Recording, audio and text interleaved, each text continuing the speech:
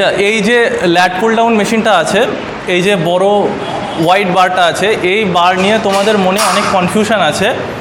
অনেকে ভাবো যে আমার পোস্টার ঠিক হচ্ছে কি হচ্ছে না, আমি কোথায় হাত ধরলে কোন মাসেলটা অ্যাক্টিভ হবে।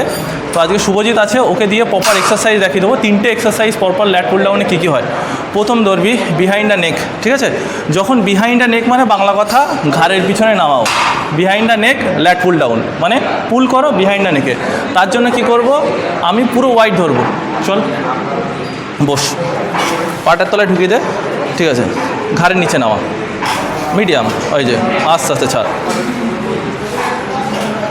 দেখতে পাচ্ছ? ঠিক আছে, এই এক্সারসাইজটা কেন করে? এই এক্সারসাইজটা তোমার আপার ব্যাক আর রেয়ার শোল্ডারের জন্য করা হয়। ছেড়ে দে। নেক্সট এক্সারসাইজ দেখিয়ে দেবো। তাহলে কোথায় হাত নিয়ে দেখলে? নেক্সট এক্সারসাইজ হবে wide grip lat pull down. Wide grip মানে চওড়া। হ্যাঁ, এখানে ধর, নামা, হ্যাঁ বস, না ঘাড়ের পিছনে না, সামনেটা।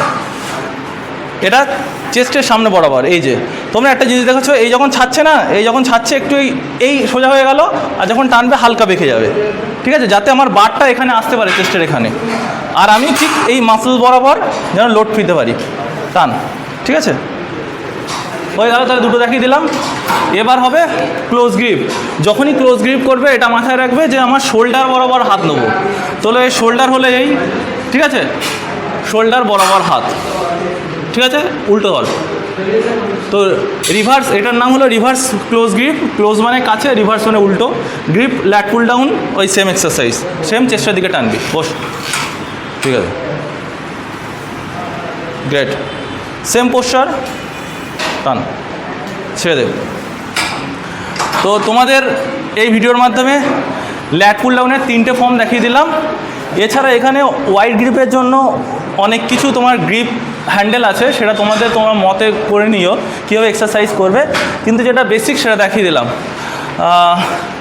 তোমরা যদি এরকম ভিডিও পেতে চাও অবশ্য ফলো করো, আর কমেন্ট করে জানিও কেমন ধরনের ভিডিও তোমরা পেতে চাও।